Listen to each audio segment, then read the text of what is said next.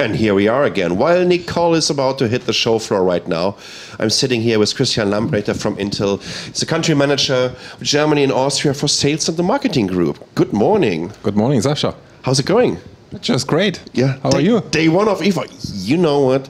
I had a splendid idea to have a little bit of a Greek dinner last night. In Berlin. In Berlin. Okay. Yeah, and I totally forgot that we are in the European time zone, so I mixed it up and I went back like at 1 or so. Yeah, but the mood will keep you up. So. No, absolutely. No. I mean, it's day one of IFA. And actually, what you can see in the background, yeah, you see that? That's an amazing installation. We are here in Hall 16, and you're really kicking it off with some. What is it? What's happening over there? What's underneath the roof? Actually, underneath the roof is our next generation of employee. It's called Igor. He's going to entertain the people here, I think 2 or 3 times a day. Yeah. Well, we are really excited. I think you have been here last year. We have been in the same hall, but the team did an amazing job actually raising the bar even further. And Igor is for sure going to be an interesting element to the show. Yeah. We are going to have a fitness coach showing people how to actually work with wearables. I mean, one thing is wearing them, the other one is what I actually do with them. And of course, the great star is inside of many things. It's the 6th generation core processor family. And so we are really excited and can't wait for the people to come in. You've been announcing Skylake, especially for the last 4 weeks. The first little announcement already started at Gamescom, beginning of August. Then we had IDF with a huge keynote, and then just 2 days ago. Exactly, right? yeah. 2 days ago, we got the whole product line. Your 6th generation of your Core i silicon. I mean, you guys must be excited, and we can also see all the OEMs just showcasing the latest products. It was a huge step, right, compared to the previous generation. Yeah, it's actually Kirk, I think, Kirk Skoggen, when he launched it 2 days ago, he made a very important comment. It's humbling to just represent a work done by thousands of people at Intel. And I mean, you follow us in so many years, and you know we had the ultimate decision in terms of going mobility and ultra mobility, and actually the end state of that approach for many years was actually Skylake, and the result is 6th generation core. And if you look at spanning from 4.5 watts to 45 watts, the scalability of this architecture that is amazing. You've never had anything like this before. Exactly. And actually, the overall market never had anything like this. Just to give you an idea, guys, before that, when you're looking at traditional desktop, notebook, mobility market, it was kind of separated. But what Intel is doing with the 6th generation of the Core i silicon is, like Christian said, the scalability is just so amazing that you can really squeeze it down to a small ultra-mobile tablet, right? And you can still run it on a super high-performance gaming PC. That is absolutely amazing. And this took your engineers a lot of work, a lot of sweat over the last years. This is not something that you're going to develop in 12 months. This is like a task and a challenge for like 5, 6, 7 years, right? Yeah, maybe even longer. So from concept to really the product going live, it was roughly 4 to 5 years. But imagine how quickly the market evolves throughout that period, right? Yeah. And we have to be flexible, we have to be adaptable, we have to understand, does that specification really fit the demand in 3 years, or the expectation in 3 years or 2 years, whatever the time zone is. But the interesting piece is, to me, you mentioned high-end gaming. I mean, one of the most compelling things is actually that we took Xeon into the mobile workstation place. I mean, at the keynote, the guy was carrying the 23 kilograms workstation with the same performance, the same certification of the workstation apps for CAD and whatever kind of applications. And now it's in a 2.3 notebook, right? So actually, design engineering goes mobile. It's amazing what happened in the last couple of years, and from the mini compute stick up to Xeon mobile workstation, it's mind blowing. Yeah. Beside your huge Skylake launch, you thought also like I think the way you set up IDF in general was quite different compared to the developers forums before. This was not so product-centric in terms of, okay, here's the next generation of the latest Toshiba, Lenovo, Asus, Acer laptop. This was more about what can I do with your technology? It was really embracing the maker scene. It was embracing the developer scene. It was just kind of tickling the minds and inspiring developers. And you've already, we mentioned already Edison before, but you also have something called Curie, which is like a super small little embeddable silicon. What I really loved about the show, just to give you guys an idea, they had like a huge BMX ramp. And they had some professional BMX drivers from the US over there. And they had the Curie chip in the handlebar of their bikes. And while they were doing their tricks, they were just screens immediately translating with the sensors the trick to the screen. They even got points for it, right? I've never seen anything like this. There were always like 200-300 people standing in front of it and going crazy. Yeah, it's interesting because, I mean, we talked a lot about that we want to show not what we necessarily make, but what we make possible. And the IDF keynote, and I can encourage just everyone to have a look at it, because it is actually what we make possible. And not just as Intel, but with makers, with startup companies, with the entire ecosystem. I mean, here at the booth we have, which is a pure research project with BMW, having Edison built into the helmet and into the motors roller. And actually, you start communicating with your Motorola, and or we have a street lamp with Siemens, which is through radar technology measuring traffic spaces available in city centers. I mean, this is actually, we take compute to a completely new generation, and we solve big problems. I mean, 30% of the time in traffic is spent on trying to find a parking spot. And we try to tackle the big problems, and of course. With 6th Gen Core, we mentioned that as well. We also try to things all of us bother, like passwords, like the cables. So we really try to tackle the big problems. When you look at the whole 16 here, when you look at the show floor, and once again, if you compare this to an Intel IFA show about like 2-3 years ago, right? It's quite different. It's just the way you widen up your portfolio, right? Really shows over here on the show floor, like you mentioned already, right? You're trying to solve different problems. It's not only about who is going to have the fastest server silicon, who is going to have the fastest desktop or notebook silicon. It is more about use cases, right? And user scenarios, and what can we do? What is possible with technology? Yeah, absolutely. And I mean, you talked a lot about it, i.e. the connected car. Everything gets connected, and you can't leave bits and pieces out of the equation. If you make the home connected and smart, if you make the working place connected and smart, there's something in between, which is the public transportation, the car, whatever kind of vehicle which takes us to work. And we really look at all the bits and pieces. And again, it's not just about Intel, it's about an entire effort of an industry. At the same time, we are also bringing it back to our core. What people really know about Intel, and what I'm personally amazed is coming back to 6th Gen Core is I looked at the concept design down there, an all-in-one, this world's smallest all-in-one, Starbrook, on Core i7. I looked at it and I thought, gosh, this is a new generation, right? This is a new era of computing. So, and this is the amazing, and I think you captured it quite correctly. It is a different company. It is a different Intel. And we are trying to explain the different story. You also have one of the nerdiest CEO of the business. And trust me, that's a compliment, guys. Seriously. You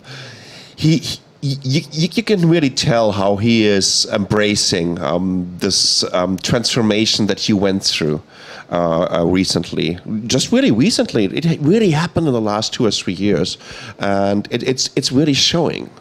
Yeah, and I think he's encouraging inside of the company, but also outside of the company. I think he did a very compelling speech at IDF, asking the audience, the developers, what are you going to do with that? Imagine what's possible. And we can't do it on our own. And I think he's shaking the company up to a certain degree, inspiring us to think beyond, and we do that in every single meeting with every single customer. It's not just what we make together, it's what we make possible, and what is the big problem we can solve together. And this is amazing, and it requires a different mindset, right? It's not just about being internal focused, it's the next generation core, and we have to do A, B, and C. It's actually, you look beyond that step, and all people are inspired and energized about that, and we are also very loud and clear in terms of the needs. And yesterday at the IFA Gala, Commissioner Oettinger gave quite a bold speech in terms of the need in infrastructure, broadband. Right, we have high-speed autobahns, but in Germany we have not necessarily high-speed broadband. But this goes hand in hand moving forward. We need high-speed infrastructure, and then I think we are also bold in the needs, because otherwise some countries may fall back. And you're living in Taiwan, you know what high-speed really means, right? And not just in traffic.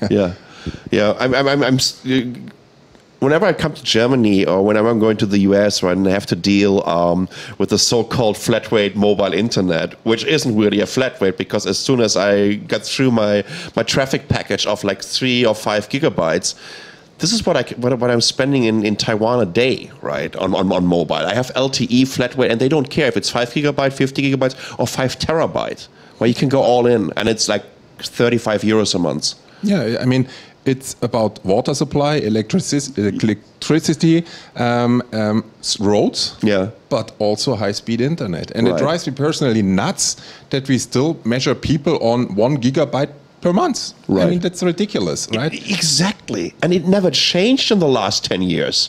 Right? It's just we're stuck over there. Plus, we are not unveiling the potential in people's minds, because we limit them to a data traffic package. I mean, give me a break. Right.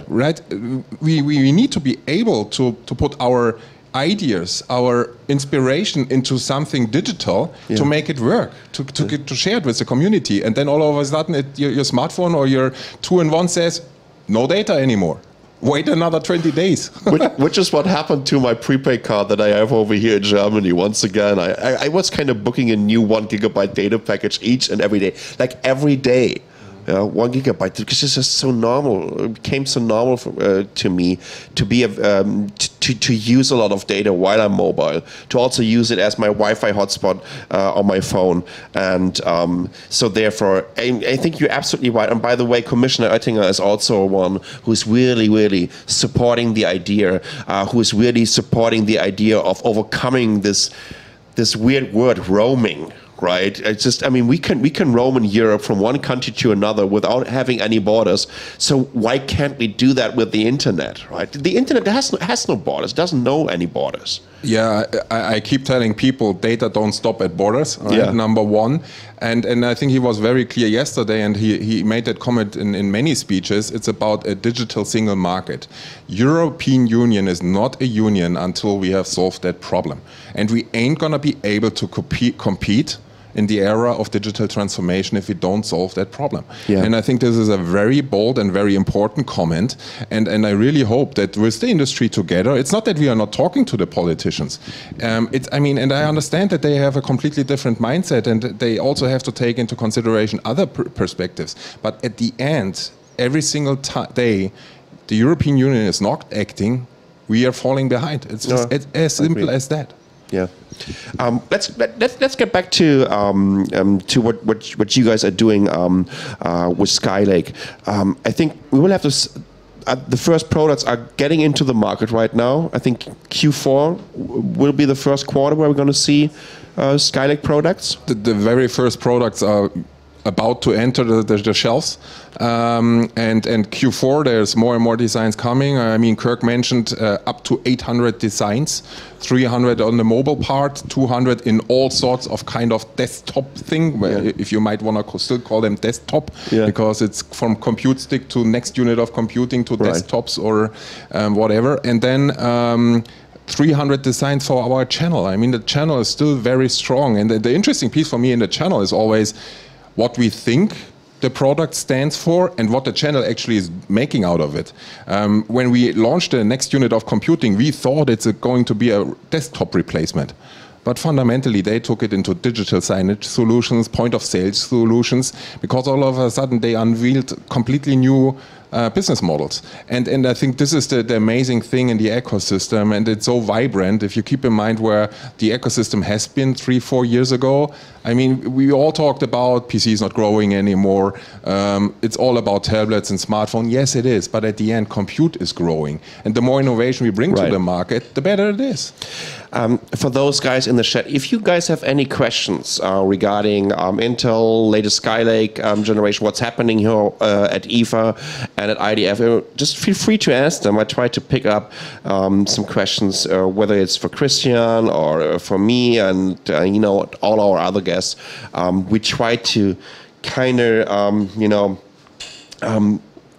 get you guys into the live stream and try to answer those questions. Now that you launched Skylake, I mean, what's coming next? I mean, I know that you're working on the 7th or 8th generation of your Core i, but especially, I mean, when I compare Skylake to the 5th generation, this was just one of the most dramatic steps. I would always say this was like coming from the Core 2 Duo platform to the Core i, which was a massive step in terms of performance, and also in terms of performance per watt. This is something that we shouldn't underestimate, and this is also where Skylake really shines, this architecture. So, I mean, you guys should be happy for the next 12 months, right? But there's a next generation coming up again. Yeah, the interesting piece is the second we get complacent and celebrate too much. Yes, we are proud, but if we get complacent and if we think it's superior, we are going to fall behind. This is the industry, this is the heartbeat of the industry, and yeah, we ain't gonna stop. I mean, we have been very clear in terms of approaching a no wires environment, and the one wire we really have to tackle as an industry is the power charging. Yeah. And we have to tackle that. And that's the next big thing we have to tackle next year. And we ain't gonna stop. And the interesting piece is Core is now capable from Core M family to Core i family to the vPro family up to the Xeon mobile workstation family to give every customer a good, better, best scenario in whatever price point. So we can't wait to see even better designs, even more innovation coming. And then we are going to take it further. We still have lots of areas of improvement in power efficiency. We can still work on that. i.e., when does the processor become context awareness? The processor starts understanding that I'm going to leave a building, I'm entering a very concrete kind of environment, so turn down wireless. You don't need it. You ain't gonna get any signal anyway. Right. So the context awareness is certainly something we have to look into as an industry to squeeze the last couple of percentage points out of the platform. Because if there's one ultimate goal, I think we have to tackle in the industry. It is the 24 hours battery full power experience of any mobile device. Yeah. So. I think what we talked about Skylake when it comes to the scalability, Jens, I just saw your question in the chat. I think this is the biggest difference when you compare this to Broadwell or Haswell, that there was just no core platform before that you could really scale from like around 4 watts until like 60, 70 watts into the high-end machines. So this is one of the biggest differences between the previous compared to the previous generations. When we launched 4th Gen, we have been very proud of the fact that this has been the biggest energy efficiency increase from one generation to the other in Intel's history. Mm-hmm. And actually 6th Gen is topping that one. It's even better. It's a more aggressive step from 5th Gen to 6th Gen.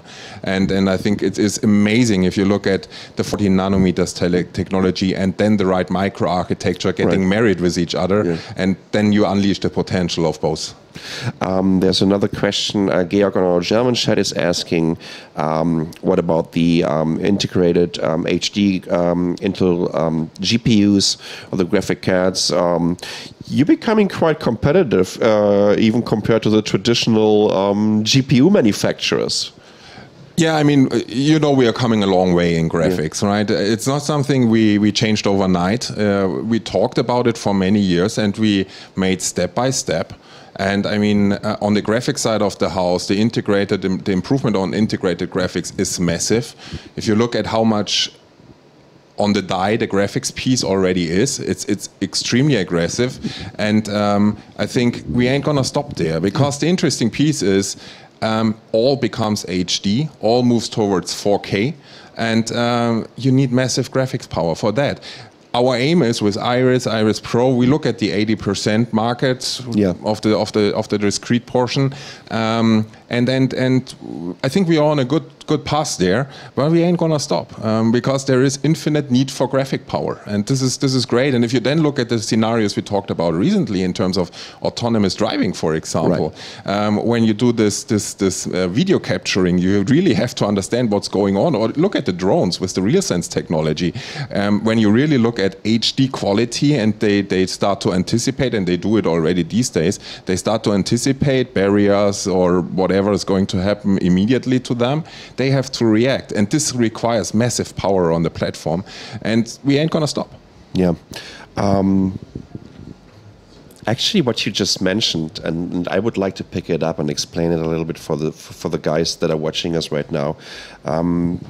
There was a session during the Intel's developer forum. It was actually a German company that was building this drone. So they basically had a kind of autonomous drone. And so this one was just using the RealSense camera. So it's like, it had like 5 or 6 RealSense cameras around this, 6 RealSense cameras. And it was just flying in this huge ballroom in the Moscone Center. And then there were just people from the audience approaching it, and it was backing off. Right, so it could identify objects, so that it can fly around objects, that it can react to objects that are going towards the drone. I think that was, geez, I still have the video, but I think that was one of the most impressive demos that I've seen. It's actually a Bavarian company. Yeah, there you go. Sending technologies, and it's amazing, right? It's the world goes 3D, and I mean, with the RealSense technologies, and I mean, we also showed the roboter, the nice housekeeping roboter, bringing the water to BK, and the roboter figured out, oh, there's a new barrier when the roboter walked back behind the stage, and anticipating, being context awareness. This, I mean, that is easily said.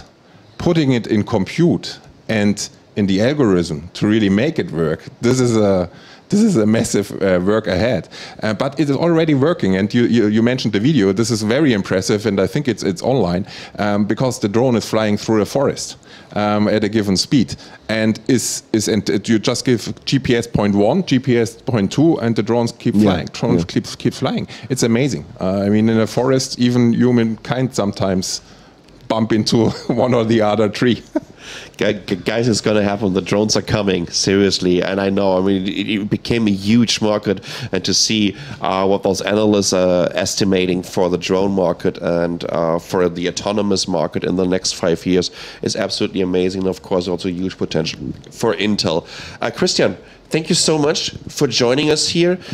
To give you guys an idea what's going to happen next is we will have Gabriel Willigans. He's a business unit director for consumer IT and multimedia Germany and Austria for Toshiba Europe. So we're going to see what are the latest products from Toshiba. And I love to talk to Toshiba because once again, those guys basically invented the clamshell design of the laptop exactly 30 years ago. So in 1985, the first Toshiba laptop came to the market that was using this. I'm sorry, Toshiba, that's not a Toshiba right now, but basically this design with less stickers though. So we're going back into a little bit of a break. You're going to see the timetable again. You're getting some music, and then we're going to be back soon, and then we're going to talk to Gabriel.